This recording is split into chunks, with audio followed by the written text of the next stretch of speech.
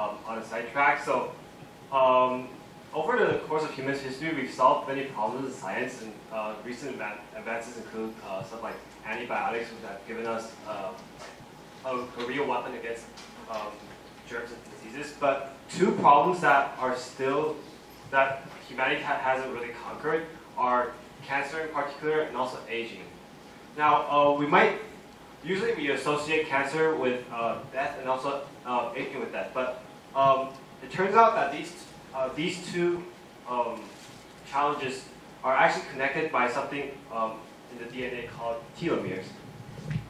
So, what are telomeres? Telomeres are repeating sequences of T, T, A, G, G, G on the ends of DNA. So, and what they serve as is a buffer against losing genetic data when the DNA is replicated. So everyone knows, over the course of our lives, our cells obviously are not the same from the day we were born.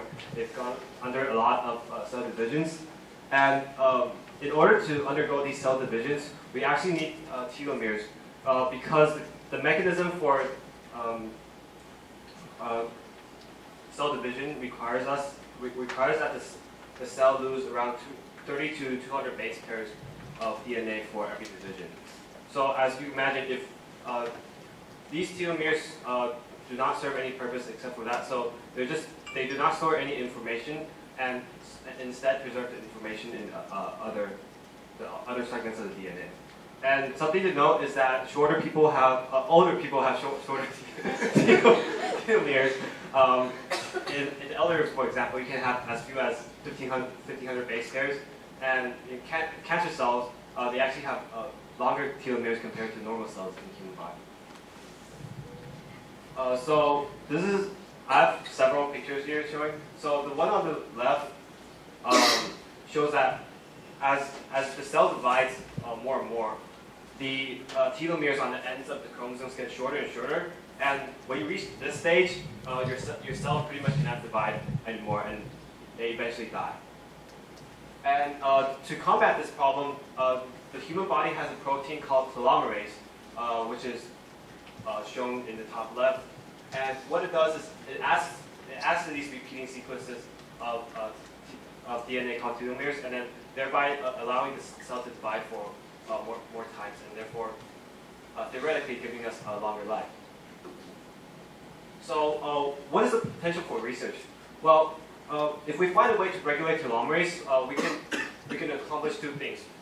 One, we can use it to fight cancer cells, and two, we can also use it to conquer aging. So this is a graph that shows what a cell's life might look like. So in the beginning, the telomeres are pretty long, and so the genome is pretty stable, and there are a few aberrations. But as the cell passes through time, the telomeres gradually get shorter because in the beginning of the cell's life, it's in an undifferentiated state, which means that the telomerase is long.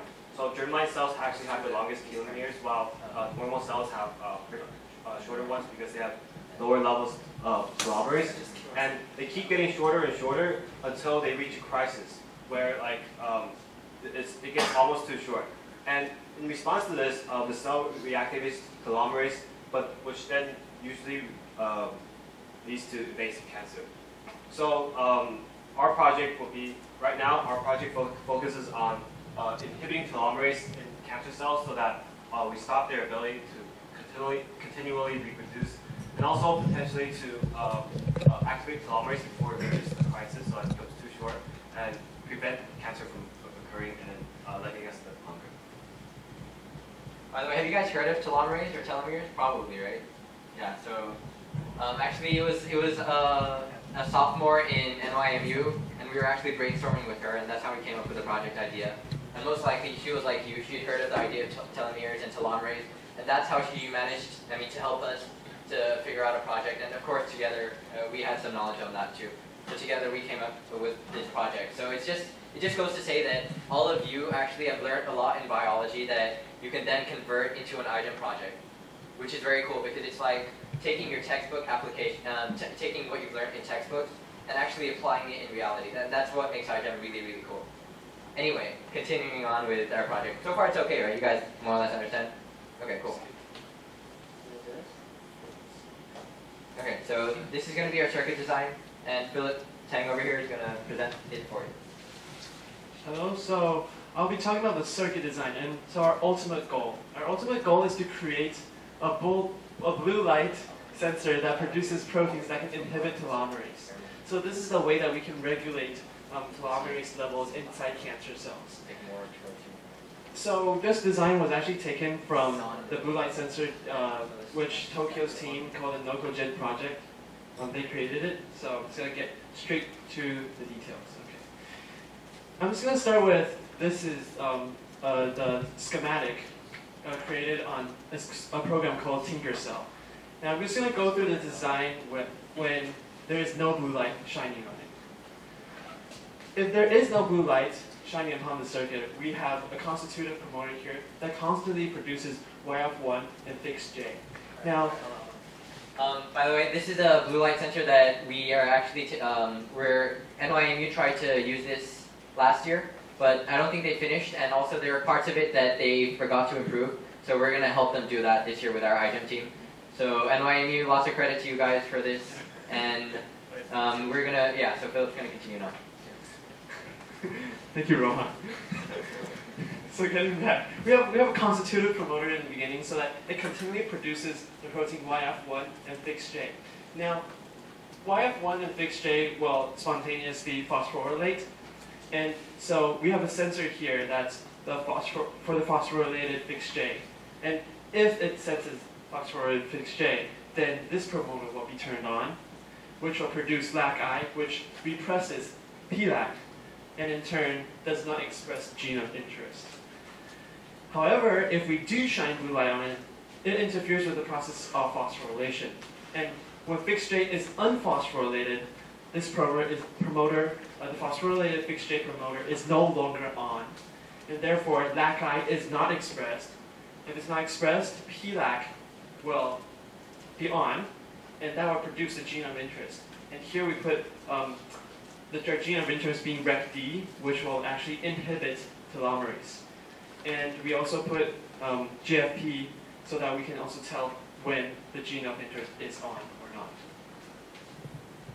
Okay, so just to explain a little bit about RECD. So RECD, some of the, it's still alleged, so scientists are not exactly sure of its exact function, but they've noticed that it's homologous to one of the genes in humans which is able to inhibit telomerase.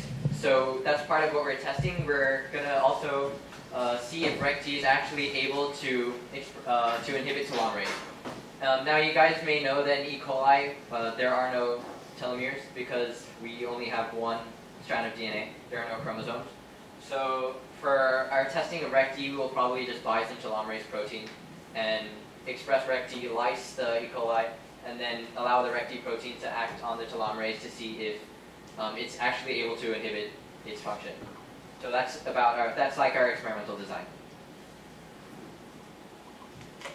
Okay, so websites. I'm gonna wait. Let's go to future work first. Okay, so some of the future work that we're gonna be doing. So as you know, this is our first year, so we have been progressing actually quite quickly considering the experience that we've had. And I'm going to tell you what we plan on doing, other than our circuit that we've designed in the past. So right now we're working on first completing that circuit, and here's some of the stuff that we're going to do if we're able to first complete that circuit. Okay, so you cannot see this because there's an image screw up, so I'm going to draw it very quickly. First complete our circuit. So what our H-TER promoter is it's the eukaryotic promoter which activates the transcription of telomerase, the telomerase enzyme in the eukaryotic cell, like for humans or mice or any other eukaryotic cell. So in essence, the H-TER promoter is what regulates the expression of telomerase. So we're planning on cloning the H-TER promoter and then taking the H-TER promoter and putting it onto a plasmid with RECD. So what RECD is, if you remember, is it's the protein that's perhaps able to inhibit telomerase. So if we take this and we transform it into a eukaryotic cell, what it means is whenever the cell, let's say a cancer cell, which has high levels of telomerase, whenever the eukaryotic cell is expressing lots of telomerase and allowing the cancer cell to live longer, at the same time, this HCR promoter is also being activated. So RECD is at the same time being able to be expressed to inhibit the telomerase. So while more telomerase is being produced, more RECD is also being produced to inhibit telomerase. Does that make sense?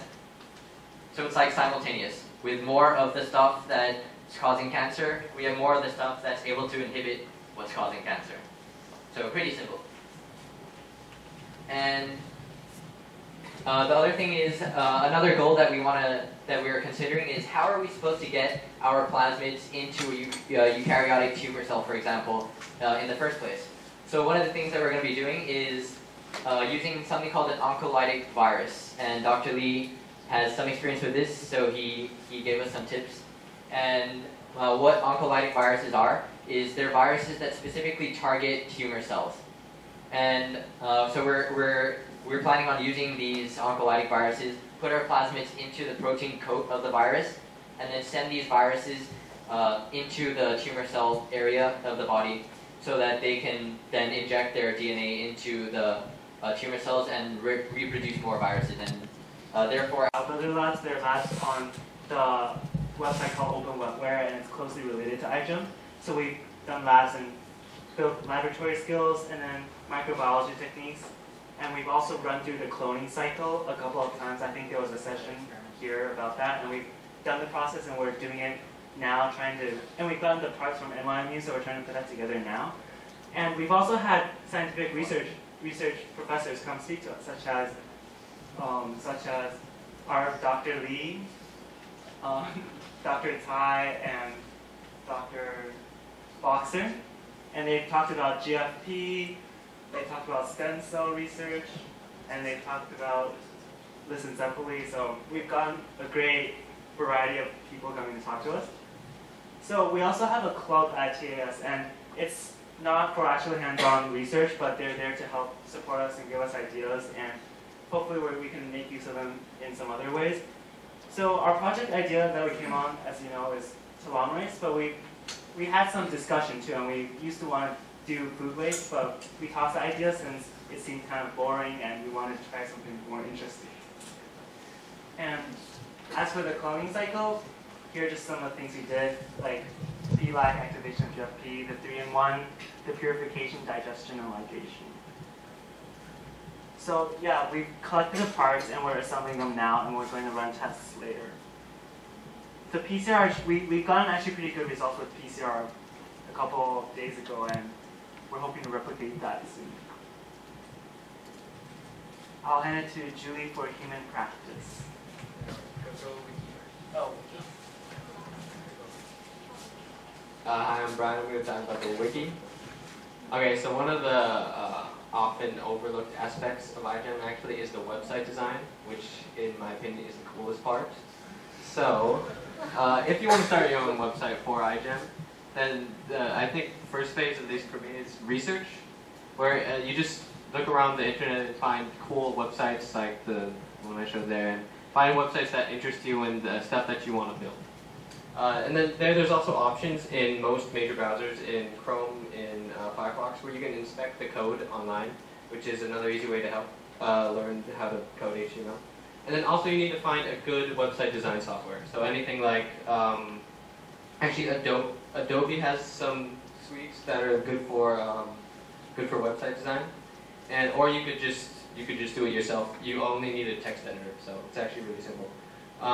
And also read about iGEM's wiki requirements, because their wiki is actually it's slightly different than normal HTML coding, so you have to be aware of that. Alright, the next step is design, where you have to sketch everything out. You have to think about what your website's going to look like.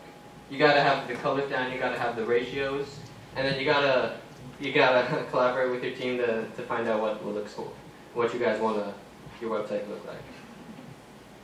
Alright, and then the last one is the create one, where you actually have to get pretty nitty gritty and like code that boy. And then, it helps a lot to to find people that actually know how to code HTML and ask them questions that you have, because if it's your first time, then it's actually really hard to get into.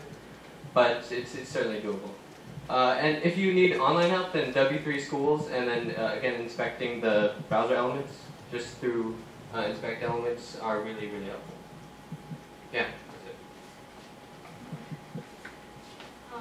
So today I'm going to talk to you about human practice side of this project. Well, it's definitely important for you to know about your own project, but it is also important for the community to know about your project. So today I'm going to talk to you about what we did in order to gain awareness. So we have been sending some surveys or questions to professors, such as Dr. Chang or Dr. Lee from NYMU University and other professors, to ask them about questions related to our project and their opinion on our project. Also, we're planning to host a teacher/student panel where and then also right now we're trying to host experiments with the lower school and middle school in TAS. So, it's important for high schoolers to understand our project, but it is also important for us to spark the interest of the lower school and middle schools. So we're planning to, for example, take them in, teach them how to use Pipette, and play some games related to our project and science in general. Just to jump in, for the teacher and student panel, we're not specifically asking which promoter goes where, but we're asking philosophical questions like, what do you think about living forever and impacts on society? And it's not directly related to our project, but it's spreading awareness of iGEM. And we've seen from examining other wikis that some schools have used some random topics, some school even did women's suffrage, and it gained a lot of attention. And it doesn't have to be based on the nitty-gritty of the experiment. And we're just trying to spread awareness.